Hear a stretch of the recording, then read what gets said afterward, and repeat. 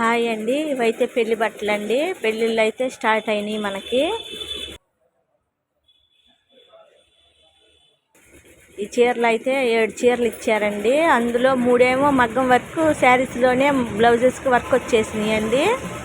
4 బ్లౌజెస్కి మనం మగ్గం వర్క్ చేయాలి. మనల్ని చూసి మంచి వేసేయమని చెప్పారు వాళ్ళు. వైట్ శారీ మీదండి.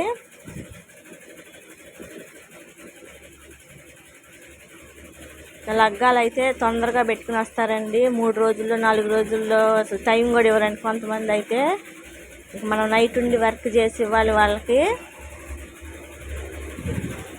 తొందరగా కట్ చేసి ఈ పెళ్లి బట్టలు కూడా తొందరగానే ఇచ్చేసే బట్టలేనండి ఇవి కూడాను.